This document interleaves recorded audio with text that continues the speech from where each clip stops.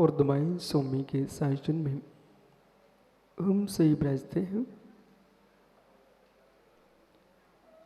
तीर्थंकर जिनेन्द्र की पीयूष देशना जिनेन्द्रवाणी मनुष्यों जगत कल्याणी है। ये सर्वज्ञ शासन नमोस्तु शासन जयवंतो जयवंतो वितराग श्रवण संस्कृति। भगवान सर्वज्ञ देव ने वस्तु तत्व को छाई ज्ञान से हस्त कमलवत देखा, हस्त कमलवत जाना। किस वस्तु का प्रणमन कैसा है, उस प्रणमन में सहकारी साधन कौन है, उपकारकारी कारण कौन है। ये परमात्मा ने वेदन करके, जान करके, अनुभवन करके, उस ध्रुव ज्ञाय को प्राप्त करके जगत को बताया है। उपादान का रूप परिणत हो रहा है। सहकारी साधन अनेक हैं लेकिन कार्यकारी एक है। निज के भावों की निर्मलता का सद्भाव है तो हर निमित्त तुम्हारे कल्याण में कारण है। निज के उपादान में निर्मलता का अभाव है तो विश्व के तीर्थंकर जैसे निमित्त मिलने पर भी आपकी आत्मा के कल्याण के लिए अकिंचित कर है। लोई है रोटी है, लोई है रोटी है, मित्र पेट भरने की संभावना है। और कोई व्यक्ति का वस्तु के होने से पेट भरता है तो पत्थर खाने के लिए तैयार हो जाओगे क्या। उपादान की योग्यता की होने पर भी निर्मल पवित्र उपादान के साथ निर्मल पवित्र निमित्त भी चाहिए है और निमित्तों की निर्मलता के साथ उपादान भी निर्मल चाहिए है। जब दोनों की निर्मलता एक साथ होगी तब कार्य की सिद्धि होगी। आज भगवान पुष्दंतनाथ स्वामी के श्री पादमूल में सिद्धों की आराधना के परिणाम आपने किए हैं। मित्र, आज का दिन तुम्हारे लिए पवित्र है। जब तीर्थंकर महावीर स्वामी थे तब तुम्हारे दिन पवित्र नहीं था आपके लिए। बोले क्यों? तीर्थंकर महावीर ही नहीं, अनंत 24 से निकल चुकी हैं, आपके लिए भी भगवान पवित्र नहीं बन पाए, आपके लिए नहीं बन पाए। भगवान तो अपने आप में पवित्र ही थे लेकिन आपके लिए पवित्र क्यों नहीं हो पाए? पंचम काल में यदि आए हैं मनोज्ञ सागर, इसका मतलब ही है कि आपको भगवान सिद्धि में साधन नहीं बन पाए। क्यों नहीं बन पाए? क्योंकि निमित्त प्रशस्त थे, निमित्त प्रशस्त थे पर उपादान पवित्र नहीं था। और उपादान पवित्र नहीं है तो निमित्त तटस्थ है, उपादान सशक्त है। समझ में आ रहा है क्या? निमित्त तटस्थ है, उपादान सशक्त है।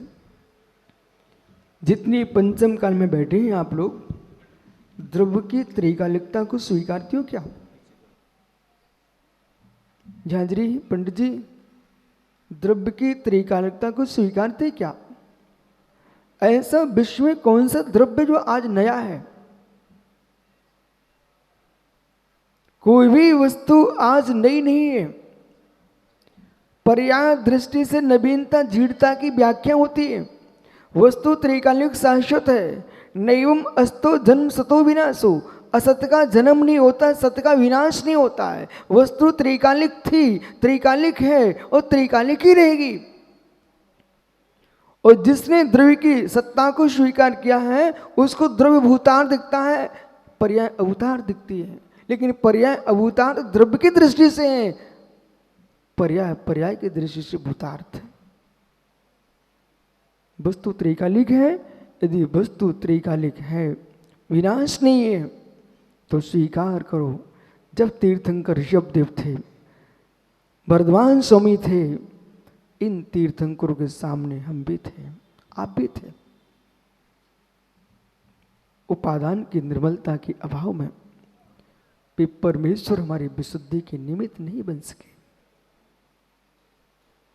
आज कल युग में साक्षात भगवान तो नहीं है। जब हमारा उपादान सशक्त हुआ तो परमात्मा की मूर्ति भी हमारे मोक्ष मार्ग में निमित्त बनती है। इन प्रतिमाओं को पत्थर मत समझो, इन प्रतिमाओं को मात्र धातु मत समझो। इस चैतन्य धातु को प्रशस्त करने में निमित्त साधन कारण है। अप्रशस्त चित्र के देखने पर भावों की भंगमा क्या बनती है? जब खोटे चित्र तुम्हारे चारित्र को भ्रष्ट कर सकते हैं तो अनंत का चित्र तुम्हारे चारित्र को विशुद्ध भी कर सकता है। इसलिए यदि भाव बिगड़ चुके हैं, महात्मा आगरा यानी भाव बिगड़ चुके हैं, यदि श्वासें चल रही हैं तो अभी कुछ अवसर है। कमलांकुर जी, मिट्टी गीली रहना चाहिए और मटका बनाते समय मटका टेढ़ा हो जाए। अभी कुंभकार के हाथ में बहुत कुछ है। मिट्टी गीली जब तक है तब तक मटका यदि तिरछा हो भी जाए, कुंभकार के हाथ में बहुत कुछ है। अपने मटके को वह ठीक कर सकता है, सीधा कर सकता है, क्योंकि मिट्टी गीली है। यदि मिट्टी सूख गई ना, फिर तो तिरछा का तिरछा ही रहेगा। जब तक श्वासें चल रही हैं, अशुभ हो भी गया हो ज्ञानियों, पाप हो भी चुके हों, जब तक श्वासें चल रही हैं तब तक मिट्टी गीली है। अपने भावों को संभाल सकते हो, प्रायश्चित के माध्यम से परिणामों को सीधा कर सकते हो। वो मृत्यु हो गई मतलब मिट्टी सूख गई, अब तुमको भोगना ही पड़ेगा। श्वास निकलने के पूर्व संकलितता की श्वास पहले निकाल देना। वकील साहब, क्या नहीं समझो मैं क्या बोल रहा हूं? श्वास निकलने के पूर्व अशुभ भावों की श्वास निकाल देना। अशुभ भावों की श्वास निकाल देना, जिससे आपकी श्वासें शुभ भावों के साथ निकले।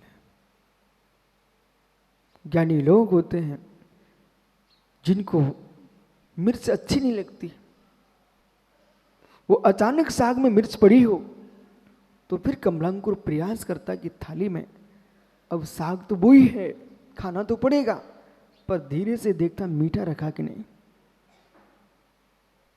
यदि कमलांकुर जी मीठा तुम्हारी थाली में रखा हुआ है और मिर्चें अच्छी मस्त पड़ी हुई है, तो पहले क्या खाओगे आप? यानी पहले क्या खाओगे? मीठा खाओगे, मिर्चे खाओगे? मिर्चे खाओगे कि मीठा खाओगे? समझदार हो तो मिर्चों की साग को पहले खा लें, जिससे बाद में मुख मीठा हो जाएगा। ऐसे ज्ञानियों, कदाचित तुम्हारे जीवन में अशुभ मिर्चें खप चुकी है पापों की, वो अशुभ से अशुभ हो चुका है, तो जितने आयु कर्म के निषेध, जितनी आयु कर्म के निषेध अवशेष हैं, महात्मा सुब्रत सागर जी, मनोज्ञ सागर तो कह रहे तुम्हारे पास 10 वर्ष है। 10 वर्ष तो बहुत लंबा समय है। अंतर मुहूर्त में जीव निर्वाण को प्राप्त कर लेता है। 10 वर्ष तो बहुत लंबा समय। 3 दिन के अंदर अंदर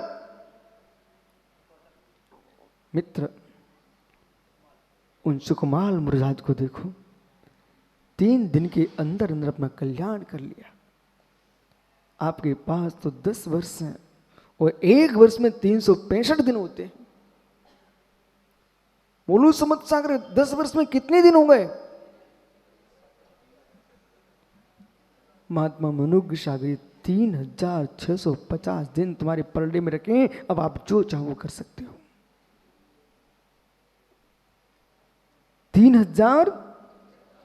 650 दिन, एक दिन में तो मेरे मित्र नगर बस जाता है, नगर उजड़ जाता है। आप कर्मों के नगर को उजाड़ दो और मोक्ष के मार्ग के नगर को बसा लो, तुम्हारे पास 3650 दिन है। परंतु जगत के प्रपंच से अपनी आत्मा को शून्य करना पड़ेगा। आप भूल नहीं कर रहे हो, ये तुम श्रेष्ठ हो, पर भूल करने वालों की भूल नहीं देखना, ये मान श्रेष्ठ है। यदि हमने अपने जीवन की भूल नहीं किए और दूसरे जीवन की भूलों को देखते रहे, तो मित्र मैंने एक आदमी को कैंसर का फोड़ा देखा, कहाँ गए जनता परिवार, यानी एक व्यक्ति को कैंसर का फोड़ा हो गया। वो मेरे से आके कहता, गुरुजी आशीर्वाद दे दो। क्यों? धूम्रपान करते क्या, गुटखा खाते थे क्या? बोले स्वामी कुछ भी नहीं करता था, पर एक आदत लग गई थी। मैंने क्या? मेरा मित्र सिगरेट पीता था, पर उसकी सिगरेट की जो गंध थी ना, धुएं को सूंघने की आदत मेरी थी। सिगरेट पी मित्र ने और सूंघा मैंने, सो वो तो जो है सो है, लेकिन मुझे तो कैंसर उसके धुएं के सूंघने से हुआ है, ऐसा डॉक्टर ने बोला है। ऐसे ज्ञानियों, पाप करे सो पापी, लेकिन पापी के पापों को देख करके अपने परिणाम भी खोटे करोगे तो धुएं सूंघने वालों को भी कैंसर होता है।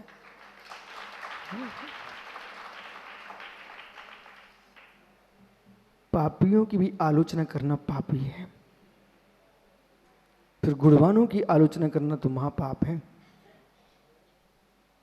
इन सारे विकल्पों से शून्य होकर के तब कुंद कुंद देव कह रहे नियम सार में ड़ंताड़ंत भवेण। ओहो, एक भव में नहीं, दो भव में नहीं, हार्दिक बाबू अनंत अनंत भवेण।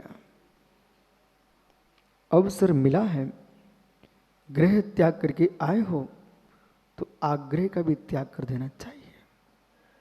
जितनी ब्रह्मांड में बीतरा के दिगंबर तपोधन है, श्रमण श्रमणिया हैं, मित्र श्रावक श्रावका हैं, आप सबसे मेरा कहना है ग्रह त्यागाई है तो आग्रह भी त्याग दीजिए। ग्रह त्यागने मां से मोक्ष नहीं मिलेगा जब तक आग्रह का त्याग नहीं होगा। इसलिए जितनी देश में त्यागी वृंद विद्वान हैं, इन सबको चाहिए अपने सोच को धर्म ना बनाए, सोच धर्म को अपनाए। निर्लोपता है, भावों की निर्मलता है, पवित्रता है, इसका नाम शौच धर्म है। नाना प्रकार के घर घर के विकल्प जो चर्चाएं हैं वे धर्म हो गई, तो इस आगम धर्म का क्या होगा? इसलिए अपने घर के अनुसार धर्म ना देखें, धर्म के अनुसार अपना घर चलाएं। अपनी सोच के अनुसार मेरे मित्र धर्म ना देखें, अपने संग के अनुसार देश को ना चलाएं, जिन वाणी को देख करके संग चलाएं, उसका नाम धर्म है। और जब तक सत्यार्थ धर्म को नहीं समझेगा व्यक्ति, तब तक मित्र मेढक कुएं के अंदर है। जीवन में तीर्थ यात्राएं करते ही रहना चाहिए और देश में भ्रमण करते ही रहना चाहिए।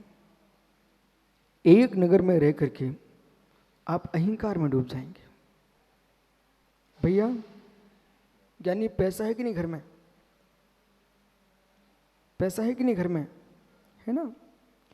यदि आपसे कम पैसा पड़ोसी के घर में रहा तो आपके जीवन का बहुत बड़ा खतरा है। बोले महाराज जी डांका चढ़ जाए क्या? नहीं, डांके की बात नहीं है, खतरा बहुत बड़ा है। आपके पास पैसा पड़ोसी से अधिक है। भैया क्या नाम है आपका? राजीव। राजीव ज्ञानी, यदि आपके घर में पैसा अधिक है तो तुम्हारे जीवन में बहुत बड़ा खतरा है। ये दिनेश पंडित तो ये सोच रहे कोई ढांका पड़ जाएगा कि अरे ये तो छोटी मोटी बात है, वो खतरा नहीं है आपको। तो कोई लूट ले जाएगा वो भी खतरा नहीं है, भाई बांट ले वो भी खतरा नहीं है। फिर स्वामी खतरा किस बात का? खतरा बहुत बड़ा खतरा है कि राजीव के पास पैसा अधिक हो जाए और पड़ोसी के पास कम है। भयंकर बड़ा खतरा है इस व्यक्ति के पास। बोले क्यों? जब जब वो गरीब पड़ोसी निकलता है तब तो मित्र राजीव एक छोटा सा आजकल कप नहीं आते, डिस्पोजल, वो कागज का, उसमें एक घूंट में पूरा अंदर चला जाए उतनी चाय भर के लाता है। इस चाय को घर के अंदर कमरे में बैठ के भी पी सकता था, द्वार पर खड़ा होता है और जब पड़ोसी अपने घर के द्वार पर झाड़ू मारता है तब राजीव अपने हाथ में वो लेकर के बस जीभ से स्पर्श कराता। एक घूंट का काम था वो तो, लेकिन बार बार दिखाता। सबसे बड़ा खतरा किस बात का राजीव? खतरा ये है कि पड़ोसी गरीब हुआ तो तुम्हारे पास अहंकार का पहाड़ टूट पड़ता है। वो अपन को लगता है कि मैं बहुत अच्छा कर रहा हूं, होता उल्टा है कि जितना अहंकार में डूबता उतना बेचारा जीव नीचे गिर जाता है। पड़ोसी का गरीब नहीं होना चाहिए तो अहंकार नहीं आएगा। वो पड़ोसी कहीं अमीर हो गया तब भी खतरा राजीव को। बोले स्वामी अब कौन सा खतरा आ गया? अब ये खतरा आ गया कि वो दूध गिलास भर के पीता केसर का, और जब राजीव देखते हैं तो भगवान मेरे घर में भी तो हो सकता था ये सब। हीन भावना में मर रहा है बेचारा, तब भी खतरा बहुत बड़ा है। तो महाराज जी एक काम करो ना, बराबर का करा दो ना। यदि पड़ोसी बराबर का है तो मां खतरा हो गया। बोले अब क्या हो गया? अब ये हो गया कि दोनों बराबर के फंस गए हैं। आप ध्यान रखना, एक कागज हो और एक बटैया हो, कितने घिसना आग नहीं लगेगी। और दो बटैया पास में पर घिस जाए तो मेरे मित्र चकमक की बटैया आग उत्पन्न कर देती है। ऐसे ही दो बराबर के मिल जाए तो भाई ईर्ष्या की ज्वाला जलने लगती है कि मैं बड़ा कि मैं बड़ा। मेरे मित्र, न तुम बड़े ना बेबड़े, बड़े बड़े के राग में नरक में खड़े मिलोगे। इसलिए मित्र न बराबर के बनो, न छोटे बनो, न बड़े बनो, तो क्या बनो? साम्य स्वभावी बनो।